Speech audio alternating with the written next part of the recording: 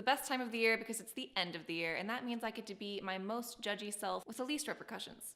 This entire month, I'm sharing with you my top picks for 4 of my favorite genres. Today, we're doing my top 4 picks for the best contemporary fiction of the entire year. Let's dive on in. My first pick, number 1 on the list, is a book I would honestly never see on a shelf and pick up. I'm just being honest with you. I'm not much of a contemporary reader, but I did a lot of challenges over the summer that kind of changed that. I might be coming around. If you're part of the book community on Instagram at all, you saw this, and it's so worthy of the hype. It's The 7 Husbands of Evelyn Hugo, and it was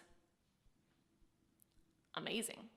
This book follows the story of Evelyn Hugo, a reclusive, aging Hollywood icon who's finally ready to tell her story. The real story. Not the versions the studios made, not the tall tales of the tabloids, not even the stories Evelyn made up herself, but the truth.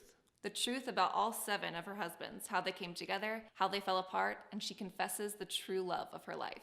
Now, from that description, you really can't see how incredibly vast the scope of that work was. Amazing. It converted me to a Taylor Jenkins Reid fan. I'll read whatever she writes. It was that good. Seriously, just go pick it up. Incredible, amazing. I don't want to go into too much of it because the mystery and the allure of who she was and who she is what really gets you in. But I will say that it speaks to the Marilyn Monroe and the Elizabeth Taylor curiosity that we have for all those iconic celebrities. It's fantastic. I can't say too much, but please read it. You have to. I'm demanding that you read it because it was that good. My second pick is actually perfect for the end of the year. It's Something Like Happy by Eva Woods. Let me give you a little synopsis. Annie is miserable. She's in a position no woman in her mid-30s wants to find herself. She's in a job she hates, she lives in a horrible flat with an annoying flatmate, and essentially, she stopped caring. One day, she's visiting her ailing mother at the hospital, and she meets, no, hold on, that's not right. She's affronted by a woman named Polly, who's dressed in a rainbow of colors. She's super happy, excited about life, and essentially the polar opposite of everything that Annie stands for. Now, it so happens that Polly is a cancer patient, and she's doing this project where she tries to do something that makes her happy every single day. When Polly meets Annie, she knows she can't let her continue on this off-course trajectory. She essentially forces Annie to do all these crazy things, big or small, that all go towards making them happy. You'll laugh, you'll cry, you'll get emotional at the end. It's everything you could want in a contemporary book. It's beautiful, bright, hilarious, and momentous at all the right spots. Naturally, it's the perfect pick for my best of contemporary fiction.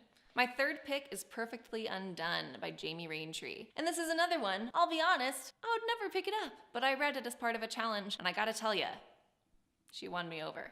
If you can take someone like me, who's not really that into the genre, yet make me care that much about a character and about a story that I actually got a little bit emotional, you've done it. You've won. It's over. You deserve a spot on my best contemporary reads. Follows a woman named Dr. Dylan Michaels, and she's like a go-getter. You can't stop her. She's super focused on her career. She's been with the same guy for 9 years or something, and they've been happy together for a long time. So when he proposes, why would she say no?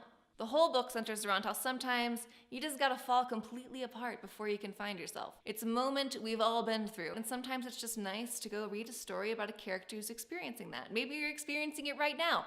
I don't know. I just know that it was a great book and that you should read it. My last pick I read over the summer, and it might seem a little off theme for this time of year. It's called The Shark Club by Ann Kidd Taylor.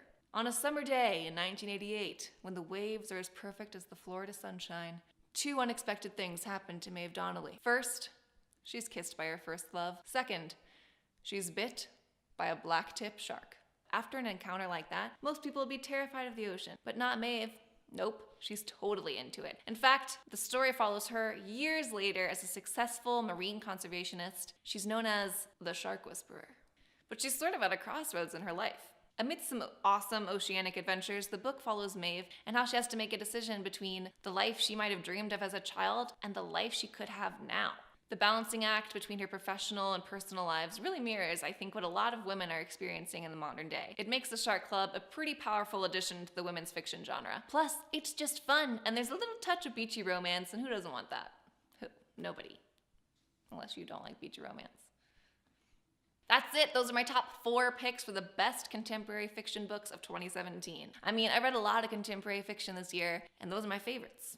Let me know your favorite if you're a contemporary fiction reader, and definitely check out the videos that I'm doing this month, because every week this month I'm sharing with you my top picks of the best books in my top 4 favorite genres of the entire year.